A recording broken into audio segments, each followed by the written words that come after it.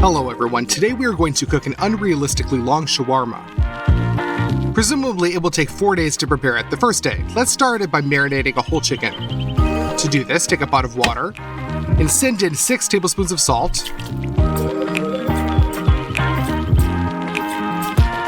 6 tablespoons of sugar,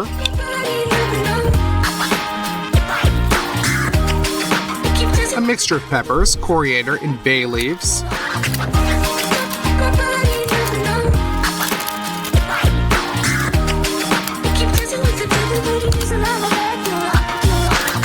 After that, we send the pan to the burner and boil for 15 minutes. We leave this brine outside to cool and immerse the chicken so that the marinade completely covers it. We send this into the refrigerator for 3 days. It is necessary that this brine completely penetrates the chicken. The second type of meat will be such a lamb cut. We make incisions between each rib.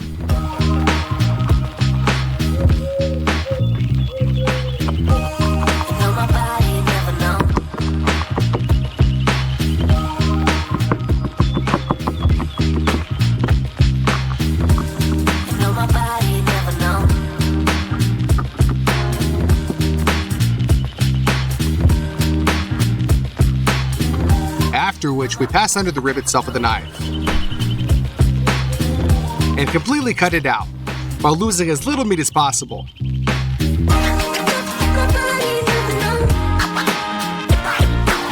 Repeat this with all the remaining edges.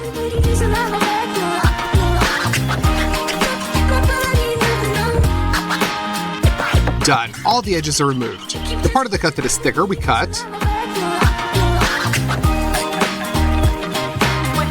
and unfold so that the whole piece of meat turns out to be the same thickness.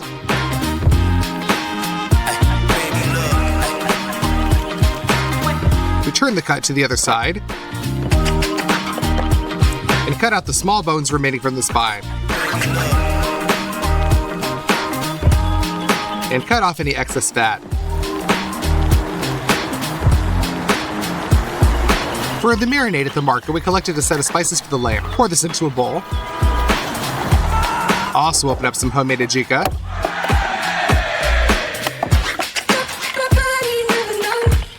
And pour that into the bowl as well. Add a lot of salt. And pour in some oil. Now all you need to do is just mix it all up.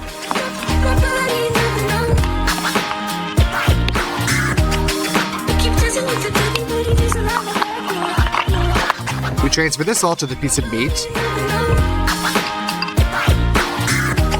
and rub the marinade thoroughly with our hands.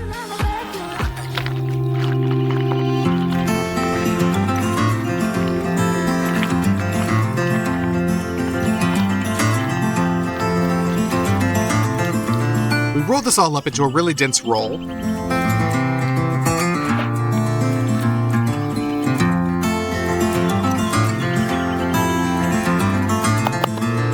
Transfer it to some food film and seal the roll tightly.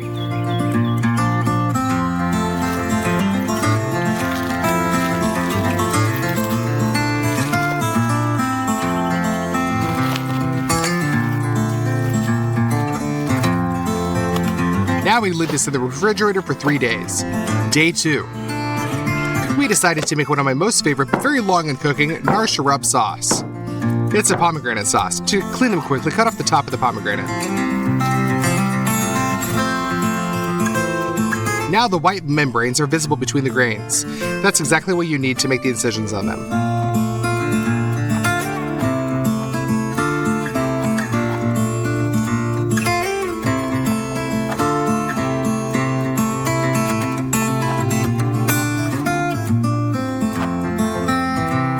We open up the pomegranate.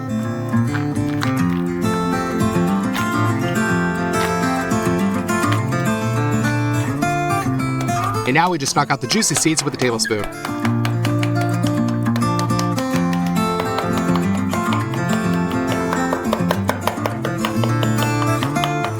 Also, these white membranes can interfere with the loss of the seeds. We remove them as well.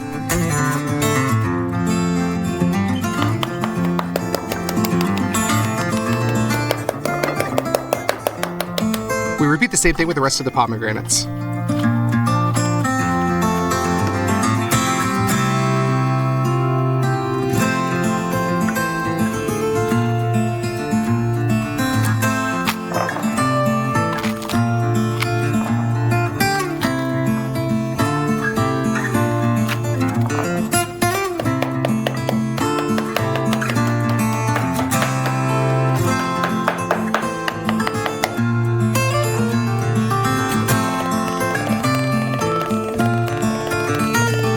We're left with a lot of juicy seeds. We need to get the juice out of them, so we just crush them.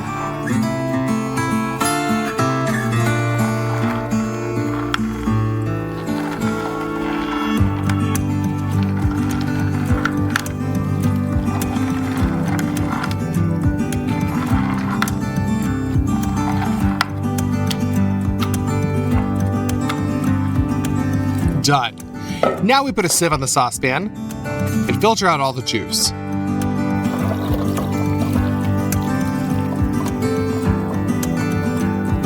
Squeeze out the remaining juice from the grains with a tablespoon.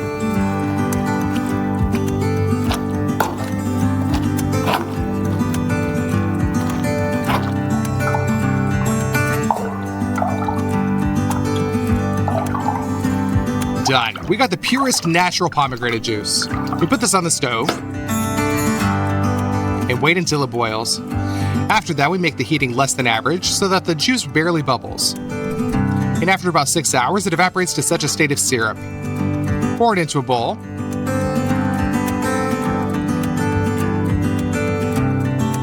After cooling, the Nahara sauce is completely ready. Day 3. Let's start with carrots. We've cut them in half, then try to cut them into as thin slices as possible.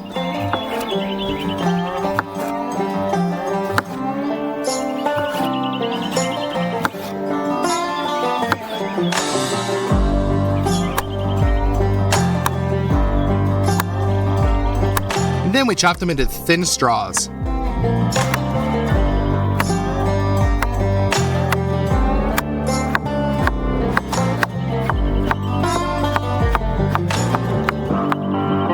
Done. We transfer the sliced carrots into a bowl and salt them. And carefully rub it around with our hands so that the carrot releases its juices. Let's crush a garlic head. Then peel a couple of cloves. Crush them and grind them into the bowl.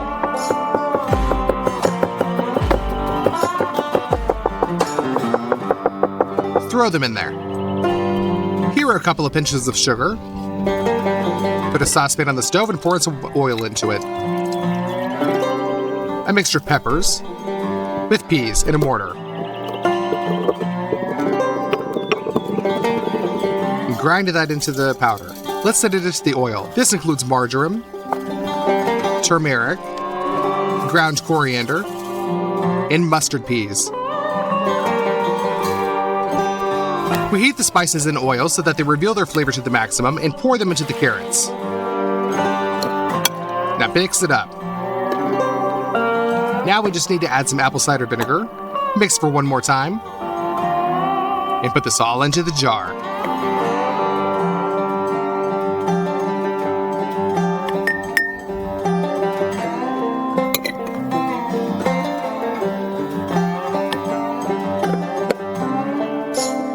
We leave this to marinate for 1 day in the refrigerator.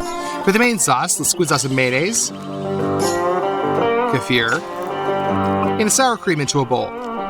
For spices, add some hot pepper, curry seasoning, hopsunelli, and salt. Finally, chop up some dill.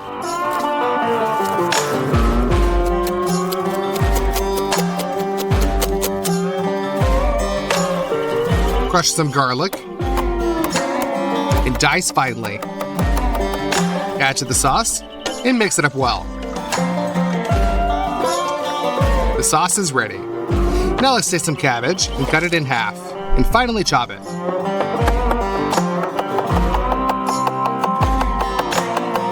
Transfer to a bowl. We'll need it for tomorrow. last thing we need to do for today is make some pita bread. Pour some flour into a bowl, add salt, pour in a little bit of oil, and some boiling water. Knead the dough first with a spoon, and then with your hands.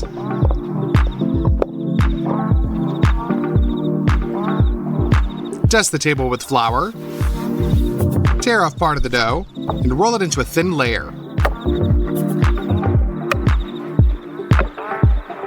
Done. Now let's chop some wood. In order for the lavash to have the smell of smoke, we will cook it on a campfire.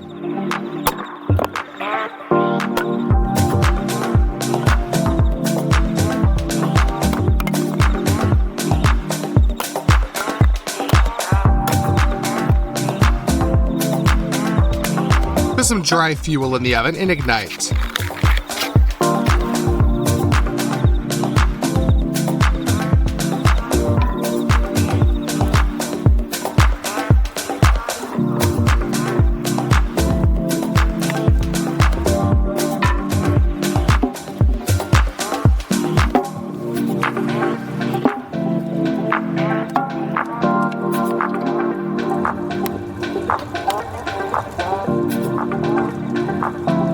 We install a large frying pan in the oven and spread the dough out on it.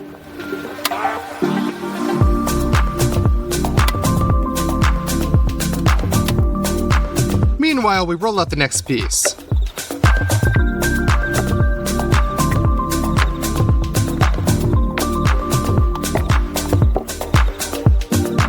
Bubbles begin to appear on the lavash bread, so we turn it over.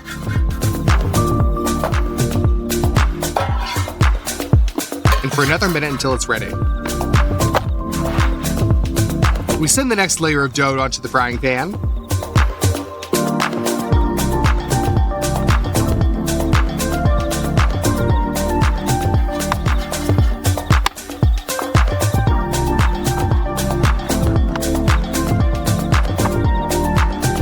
After that, we wrap it all in plastic wrap so that the pita bread remains soft. Now we've got our fourth day up, the largest day in terms of work. The chicken has already been completely marinated, and we will smoke it in a smoker. We fill up the coal, and we distribute it with a distributor.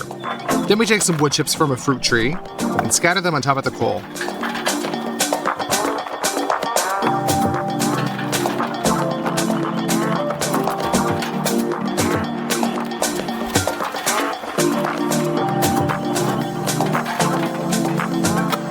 And ignite it on one side. The coal will gradually burn out, and the smoked chips in this system should be enough for the whole day. We soak the chicken with paper towels so that there is no moisture left on it. We close the compartment with coal, and we send the chicken itself to the second one. Smoke will pass right through it, and by evening it will be super smoked. That's it. Let's close the smoker. Potatoes will also go into our shawarma, so we peel them.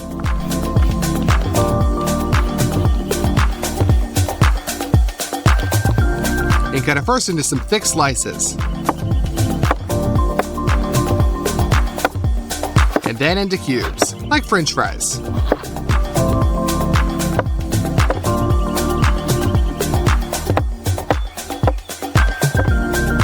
Done. We light a good fire on the stove, pour a lot of oil into the frying pan, and fry the potatoes.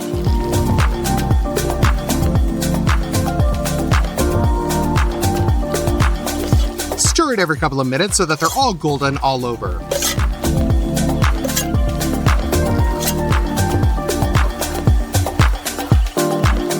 We put the finished potatoes on a tray.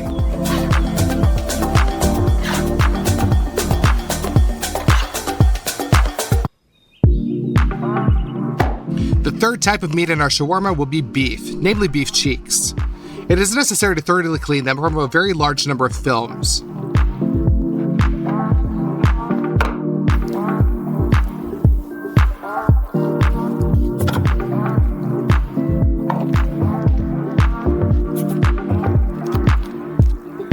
Done. Thoroughly salt. Pour some oil over it. And rub that all into the cheeks. First, fry them on the gas grill for literally 2 minutes.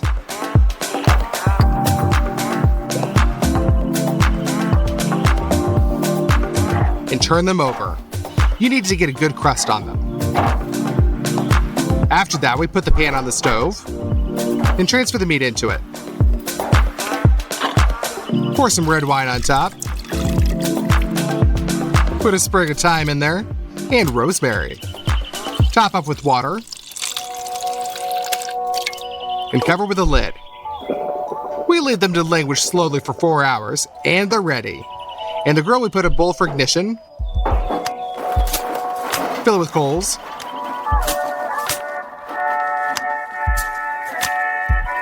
set fire to the dry fuel, and put the coals on to ignite. We take out our lamb roll from the refrigerator, which has been marinating for 3 days, and cut it into pieces right in the film.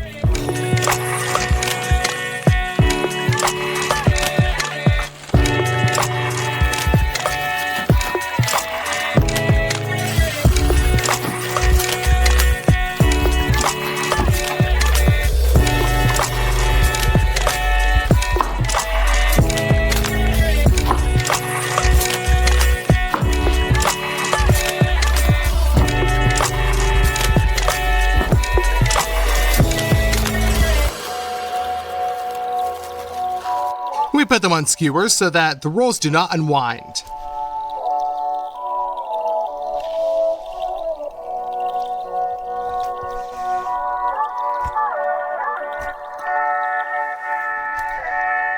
Done. The coals are already well lit. Put them onto the grill and distribute. That's it, we're going to start frying our shish kebabs.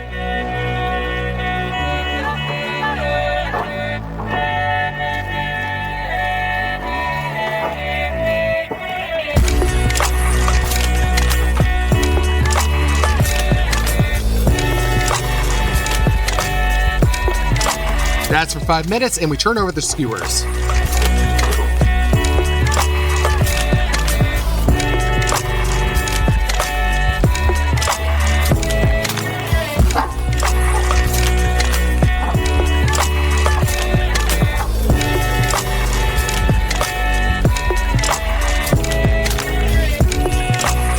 We put the ready-made shish kebab on a tray.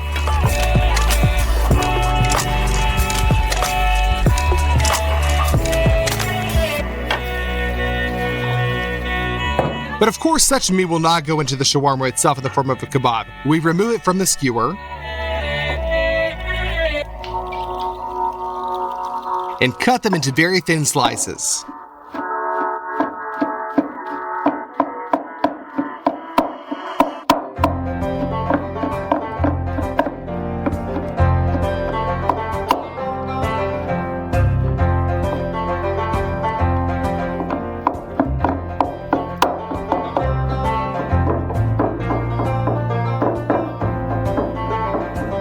The slices are then transferred to a tray.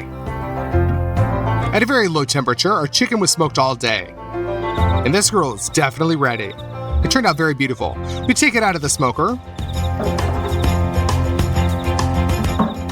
And we cut it up too.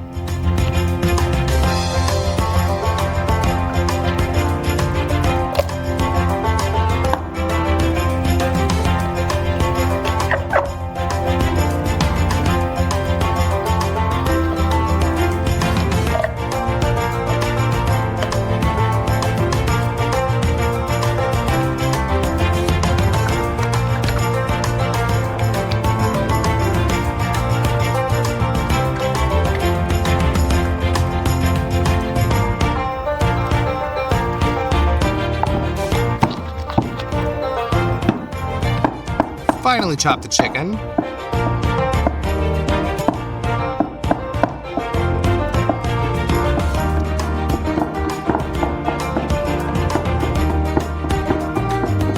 And send that over to the lamb. Now it's time for the beef cheeks. The meat has been languishing for a very long time, so we don't cut into it.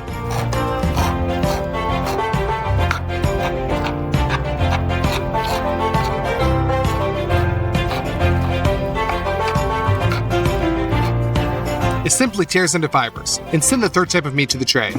Tomatoes and cucumbers will also come from vegetables, so we cut them.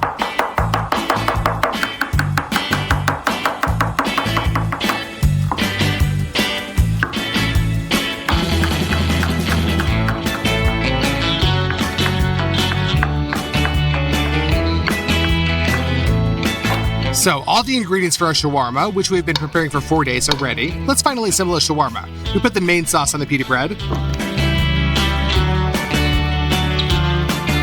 Spread out the beef. Potato. Tomatoes for juiciness. And the super smoked chicken meat. We spread out some cucumbers, cabbage, Korean-style carrots,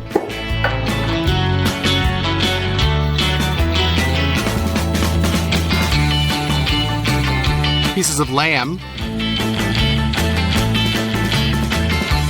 Pour all this over with the divine nachos sauce.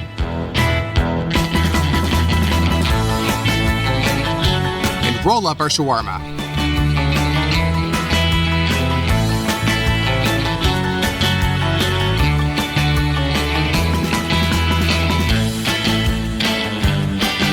Now we just need to grill it. Done. Our shawarma, which we've been cooking for 4 days, is completely ready. Let's cut into it. Hey everybody, today we will repeat some incredible street food from all over the world at home. It will be very interesting, therefore put your like in advance in this video. The first street food is from India. They're split large blocks of ice and pour into a large iron drum. After that, cream is poured on top, and at the same time the drum is constantly turned, juices of various fruits and syrups are also added. From a super cold drum, all this freezes. It remains only to scrape it off, and ice cream turns out. Let's repeat it, you guys. Let's start with the syrups. In the first saucepan, we use some frozen cherries. In the second, seedless grapes. Just pluck the berries from the bunch.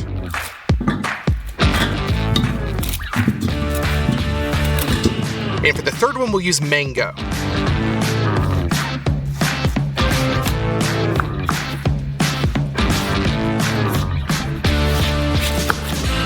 Cut off all the pulp and peel it. We will also use peaches. In a circle, we make an incision to the bone and divide the halves by simply turning them.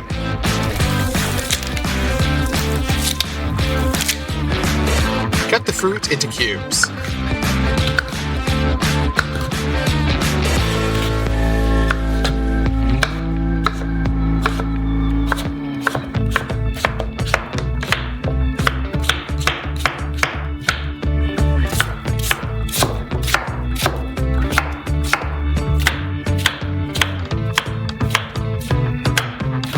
Finally, we put it into the third saucepan. Using an immersion blender, we grind everything into a smooth state.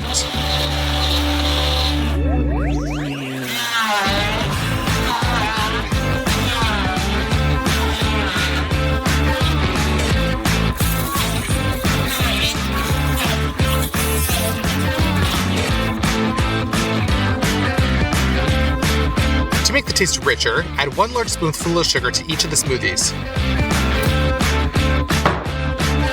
And we set it onto the stove.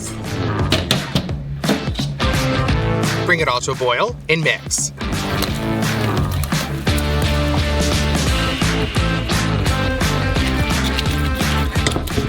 Our syrups are ready. Now we just pour them into bottles.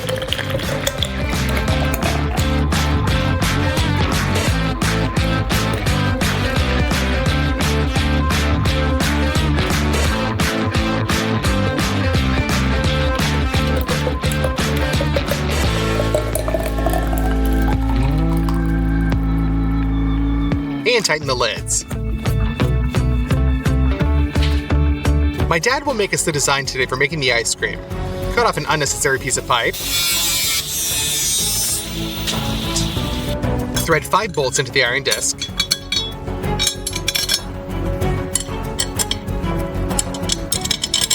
And tighten the nuts on the other side.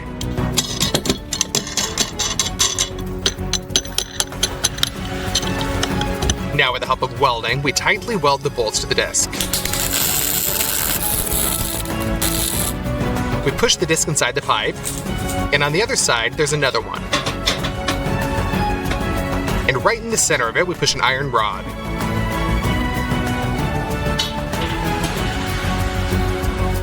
We weld it so that the structure remains exactly in the same position.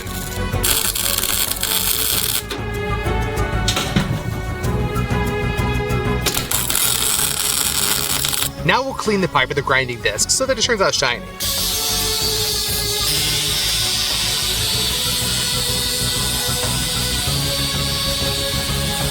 Now it's time to make a stand. We cut a profile pipe into the desired segments and weld it.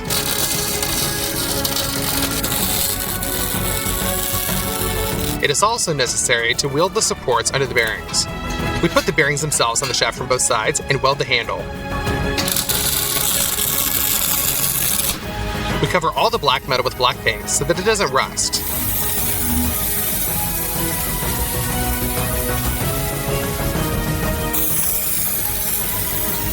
Now we can put our design together.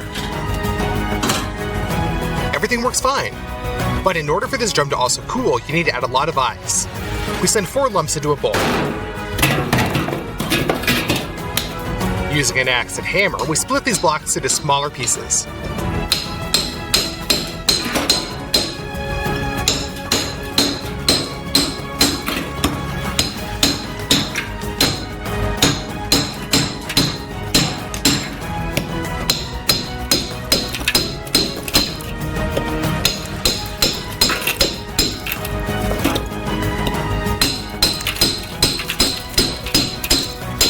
Done. We send our pieces of ice inside of the drum. What doesn't get through, we finish with a hammer.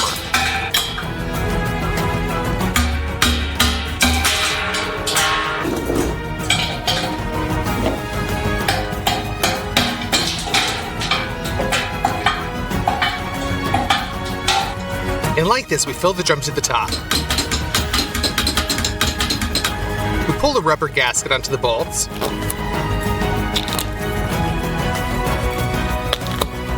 There's a metal door on top, and we press it tightly with the bolts.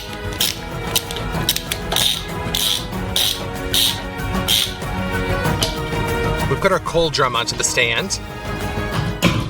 We're going to do banana first. Remove a peel from it. Rotating the drum, we smear the banana on its surface.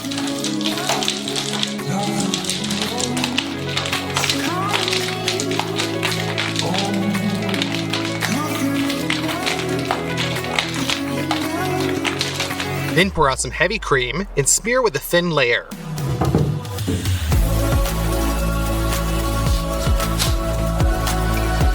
Then we squeeze out our grape syrup.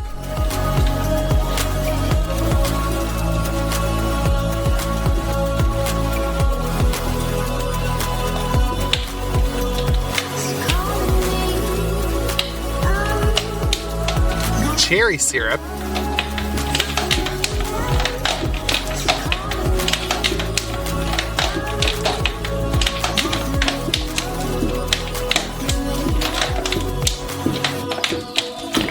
And mango peach.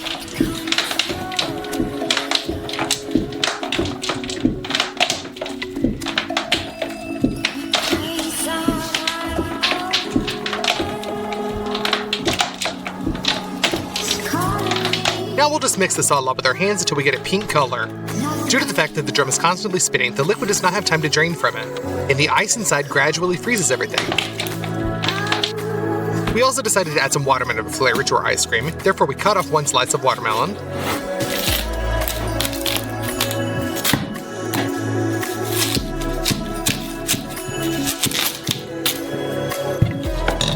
And rub the watermelon pulp on the already frozen rough layer.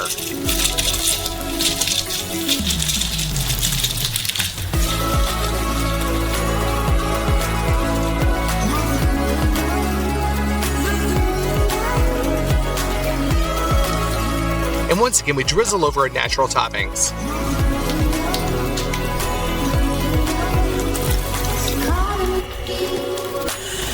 I decided to add some chocolate topping as well. I think it'll taste better this way.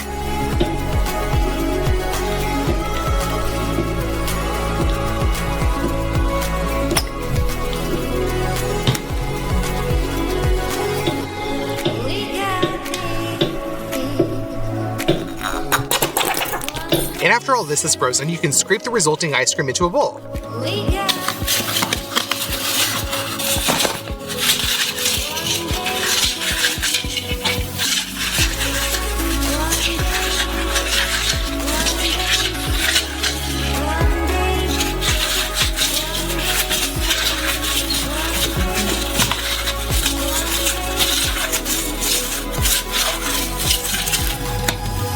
Let's try it. It's very tasty, and it looks like Thai fried ice cream. The next street food is Mexican corn nachos. Spread some chili con carne on top, followed by cheese sauce, and a kind of guacamole. I think it's really tasty. We need to repeat it. For the chili con carne, cut the carrot into slices, then into strips, and dice.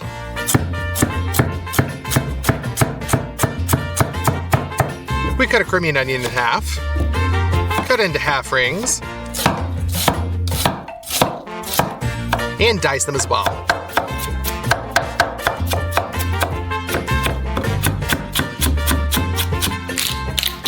We chop our celery into long strips,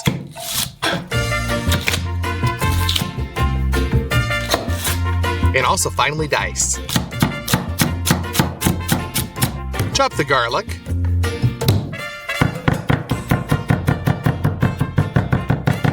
and chili pepper. Put 2 pans on a stove. We'll put some vegetables in one of them,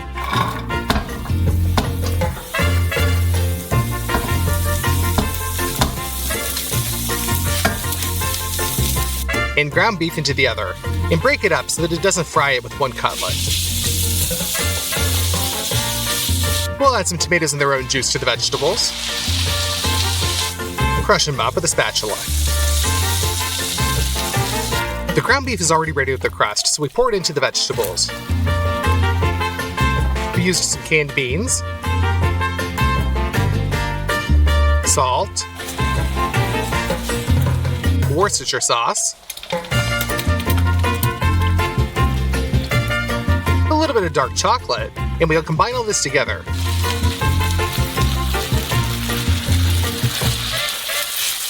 There you go, the chili con carne is ready. Guacamole is next in line. In a huge mortar, we send some garlic, chili pepper, and cilantro, and just grind it all up. Then we cut our avocado in a circle, remove the pit, and take out the pulp with a tablespoon.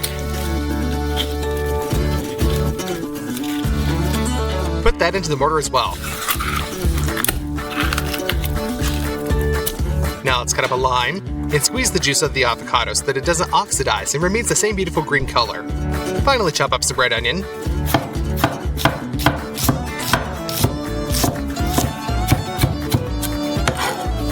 And into the mortar. We salt it, and with a pestle, we turn this whole set of products into guacamole.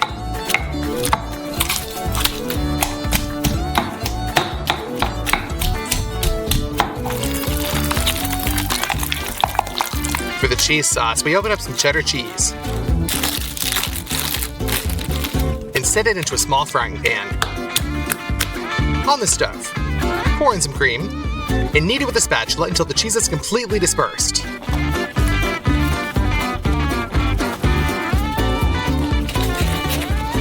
Our sauce is ready. We take a plate of nachos, put a couple of spoons of chili con carne on top,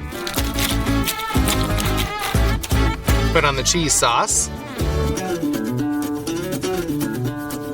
and a little guacamole. In my opinion, it turned out even more beautiful than the Mexicans. Let's try it.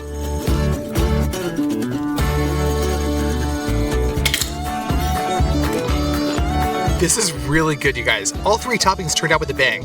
And the last thing I would like to cook today is watermelon-flavored popcorn in a cauldron. In the video, the watermelon pulp allegedly stains the oil, and the popcorn turns pink immediately after opening. We put on a cauldron, throw in some firewood, and ignite it.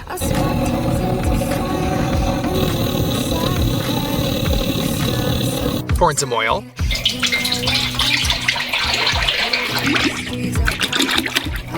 Cut off the same large disc of watermelon as in the video.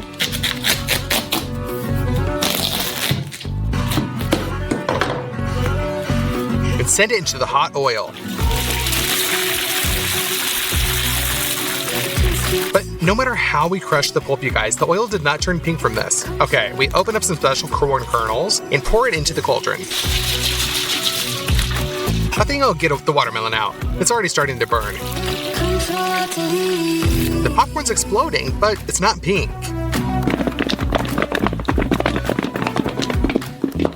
We put it into a bowl.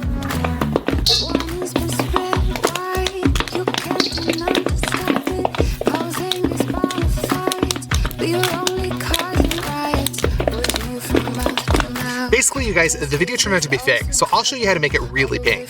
With a spoon, we take out some watermelon pulp and transfer it into a sieve.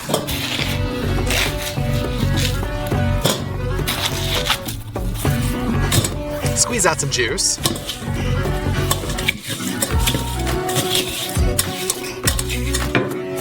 That's it. Add some sugar and put it onto the stove. All this is boiled to a state of caramel and then added with some pink dye. Mix it up.